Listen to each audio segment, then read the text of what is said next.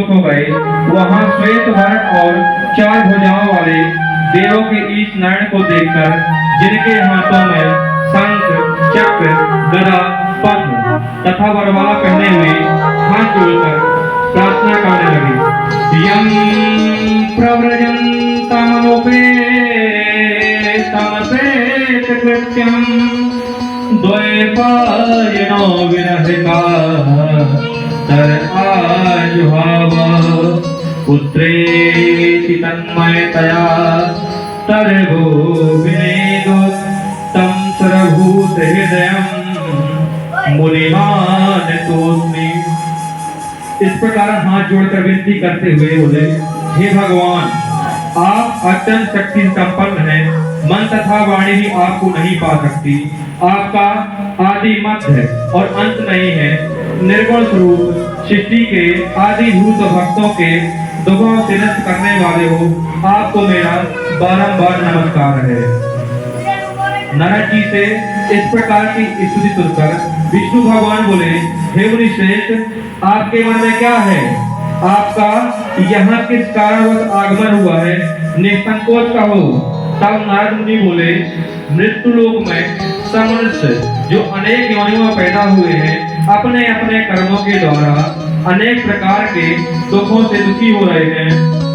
हे नाथ, मुझ पर दया रखते हो तो बताओ कि उन मनुष्यों के सब दुख थोड़े ही प्रयत्न से कैसे दूर हो सकते हैं। श्री भगवान जी बोले, हे नारद, मनुष्यों के भलाई के लिए तुमने बहुत अच्छी बात पूछी है। जिस काम के करने से मनुष्य मोह से छूट जाता है, वह मैं कथा कहता हूँ, सुनो।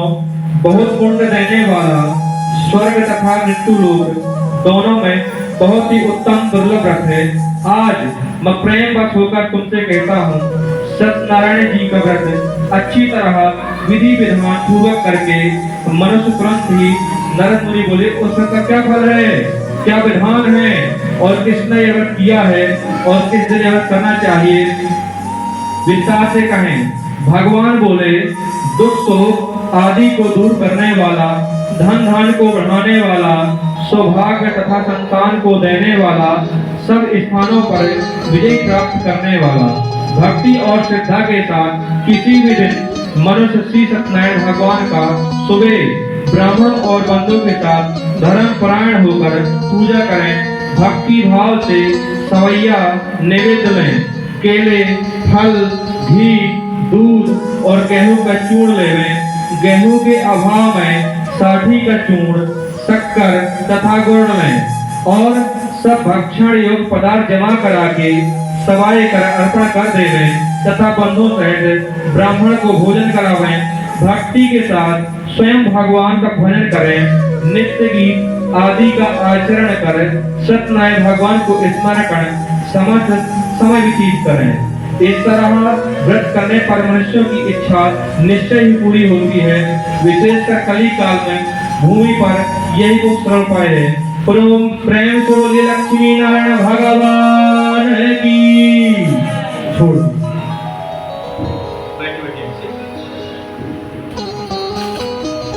फिर से अपने हाथ में चावल फूल अक्षत ले लें।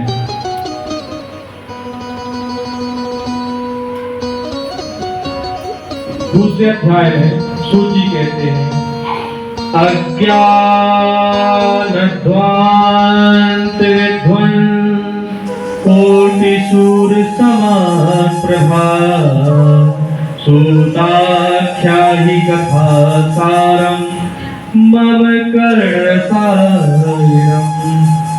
सूची बोले, ऋषियों, जिसने पहले समय में इस व्रत को किया है उसका इतिहास कहता हूँ, ध्यान से सुनो। सुंदर काशीपुरी नगरी में एक अत्यंत निर्धन ब्राह्मण रहता था। वह भूख और प्यास से बेचैन हुआ, नित्य ही पृथ्वी पर घूमता। ब्राह्मणों से प्रेम करने वाले भगवान ने ब्राह्मण को दुखी देखकर बूढ़े ब्राह्मण का रूप धारण कर उसके पास आदर के साथ पूछा, हे पर नित्य दुखी हुआ पृथ्वी पर क्यों घूमता है? हे श्रेष्ठ ब्राह्मण, यह सब मुझसे कहो, मैं सुनना चाहता हूँ। ब्राह्मण बोला, मैं गरीब ब्राह्मण हूँ, भिक्षा के लिए पृथ्वी फिरता हूँ। हे भगवान, यदि आप इसका उपाय जानते हो तो कृपा कर कहो। वृद्ध ब्राह्मण बोला कि सत्य भगवान मन वांछित फल देने वाले हैं, इसलिए तो उनका व्रत कर, पूजा कर, जिसके करने से मनुष्य सब दुखों से मुक्त होता है। ब्राह्मण को व्रत का पूर्ण विधान बताकर बूढ़े ब्राह्मण का रूप धारण करने वाले सत्यनारायण भगवान अंतर ध्यान हो गए। जिस व्रत को वृद्ध ब्राह्मण ने बताया है, मैं उसको अवश्य करूंगा, यह निश्चय करने पर उसे रात में नींद भी नहीं आई। वह सवेरे ही उठा और सत्यनारायण के व्रत का निश्चय कर भिक्षा के लिए चला। उस दिन उसको भिक्षा में बहुत सा धन मिला, जिससे बंधु बांधवों के साथ उसने सत्यनारायण भगवान का उत्तम व्रत किया। इसके करने से वह ब्राह्मण सब दुखों से छूटकर अनेक प्रकार की संपत्ति से युक्त हुआ। उस समय से वह ब्राह्मण हर मास व्रत करने लगा। इस तरह सत्यनारायण भगवान के इस व्रत को जो करेगा वह सब पापों से छूटकर मोक्ष को प्राप्त होगा। आगे जो भी पृथ्वी पर सत्यनारायण का व्रत करेगा वह सब दुखों से छूट जाएगा। इस तरह नारद जी ने लक्ष्मी नारायण का कहा हुआ यह व्रत मैंने आप लोगों से कहा, मैं अब और क्या कहूँ। इसी बोले, हे मुनीश्वर, संसार में इस ब्राह्मण से सुनकर किस किसने इस व्रत को किया है वह हम सब सुनना चाहते हैं, हम जानना चाहते हैं। इसलिए हमारे मन में बहुत ही श्रद्धा है। सूत जी बोले, हे मुनियों, जिसने इस व्रत को किया है वह सब सुनो। एक समय वह ब्राह्मण धन और ऐश्वर्य के अनुसार बंधु बांधवों के साथ व्रत करने को तैयार हुआ। उसी समय एक लकड़ी बेचने वाला बूढ़ा आदमी आया और लकड़ियों को बाहर रखकर ब्राह्मण के मकान में गया। प्यास से दुखी लकड़हारा उसको व्रत करते देखकर ब्राह्मण को नमस्कार कहा।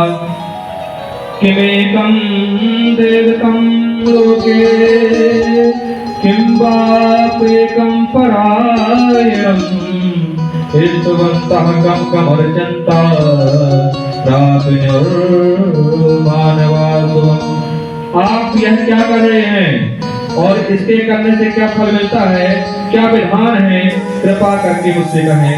ब्राह्मण ने कहा, सब मनोकामना को पूरा करने वाला यह सत्यनारायण भगवान का व्रत है। इसकी ही कृपा से मेरे यहाँ धन धान आदि की वृद्धि हुई है। ब्राह्मण से इस व्रत के बारे में जानकर लकड़हारा बहुत प्रसन्न हुआ। चरणामृत और प्रसाद खाने के बाद अपने घर को गया। लकड़हारे ने मन में इस प्रकार का संकल्प किया कि आज नगर में लकड़ी बेचने से जो धन मिलेगा उसी से मैं सत्यनारायण देव का पूजन करूंगा। यह मन में विचार कर बूढ़ा लकड़हारा लकड़ियां अपने सर पर रखकर जिस नगर में धनवान लोग रहते थे वह ऐसे सुंदर नगर में गया। उस दिन उसने उन लकड़ियों का दाम पहले से कई गुना मिला। तब बूढ़ा लकड़हारा दाम ले और खुशी होकर पके केले की फल, शक्कर, घी, दूध और दही, गेहूं का चूर्ण इत्यादि सत्यनारायण भगवान के व्रत की कुल सामग्रियों को लेकर अपने घर को चला। फिर उसने अपने सब भाइयों को बुलाकर विधि के साथ श्री भगवान जी का पूजन और व्रत किया। उस व्रत के प्रभाव से बूढ़ा लकड़हारा धन पुत्र आदि से युक्त हुआ और संसार के समस्त सुख होकर वैकुंठ को चला गया। बोले सत्यनारायण भगवान की। छोड़ दीजिए, फिर से अपने हाथ में अक्षत फूल ले लीजिए।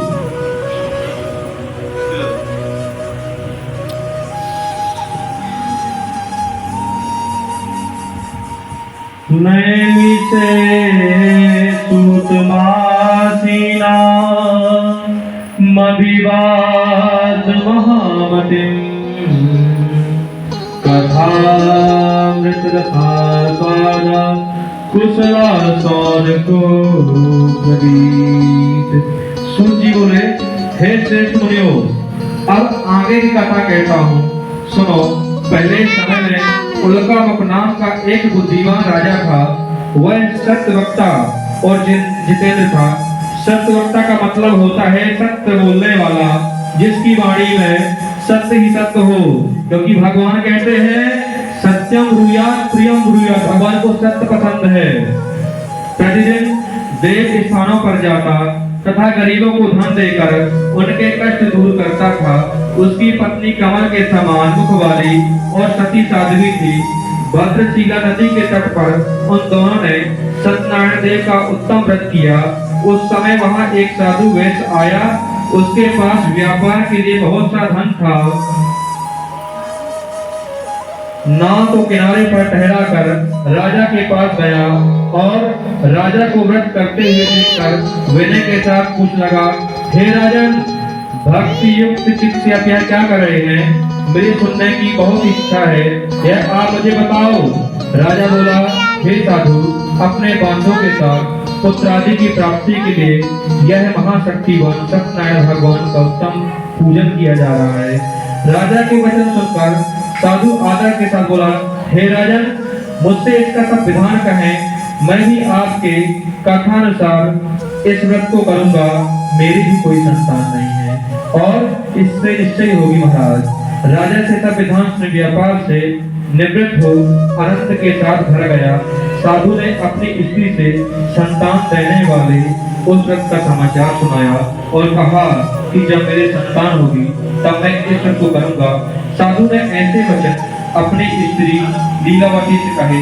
एक दिन उसकी स्त्री लीलावती पति के साथ आनंदित हो संसारिक धर्म में प्रवृत्त होकर सत्यनारायण भगवान की कृपा से गर्भवती हो गई तथा 10वें महीने में उसके एक सुंदर कन्या का जन्म हुआ। दिनों दिन वह इस तरह बढ़ने लगी जैसे शुक्ल पक्ष का चंद्रमा बढ़ता है। कन्या का नाम कलावती रखा गया। तब लीलावती ने मीठे शब्दों में अपने पति से कहा कि आपने स्वामी जो संकल्प किया था कि भगवान का उत्तम व्रत करूंगा, अब आप उसे करिए। साधु बोला, हे प्रिय, इसके विवाह पर करूंगा। अपनी पत्नी को झूठा विश्वास दिलासा दे गया और अपने नगर को चला गया। कलावती पितृ ग्रह में वृद्धि को प्राप्त हो गई। साधु ने जब नगर में सखियों के साथ अपनी पुत्री को देखा तो तुरंत ही दूत बुला कहा कि पुत्री के लिए कोई अच्छा योग वर देख कर लाओ। साधु की आज्ञा पाकर दूत कंचन नगर में गया और वहां पर बड़ी खोज कर और देखभाल कर लड़की के लिए अच्छे योग्य लड़के को ले आया। उस योग्य लड़के को देखकर साधु ने अपने भाई, बंधुओं, परिवार वालों के साथ प्रसन्नता से अपनी पुत्री का विवाह कर दिया। किंतु दुर्भाग्य से विवाह के समय भी उस व्रत को करना भूल गया। तब श्री भगवान जी क्रोधित हो गए और श्राप दिया कि तुम्हें दारुण दुख प्राप्त होगा। अपने गांव में कुशल साधु बनिया अपने जमाता सहित समुद्र के समीप रत्नपुर नगर में पहुंचा और वहां दोनों ससुर जमाई चंद्रकेतु राजा के नगर में पहुंचे और व्यापार करने लगे। एक दिन भगवान सत्यनारायण की माया से प्रेरित कोई चोर राजा का धन चुराकर भागा जा रहा था, किंतु पीछे से राजा के दूतों को आता देखकर चोर ने घबराकर भागते भागते धन को चुपचाप वहीं रख दिया जहां वह दोनों ससुर जमाई ठहरे हुए थे। वे दूत उस साधु वैश्य के पास राजा के धन को रखा देखकर दोनों को बांध कर ले आए और हंसते हुए दौड़ते हुए बोले, हे राजन, इन चोर को हम पकड़ कर लाए हैं, कृपया आज्ञा दें। राजा की आज्ञा से उनको कठिन कारावास में डाल दिया गया और उनका धन सब कुछ छीन लिया। उसी श्राप द्वारा उनकी पत्नी भी घर पर बहुत दुखी हुई और घर पर जो धन रखा था चोर चुरा कर ले गए। शरीर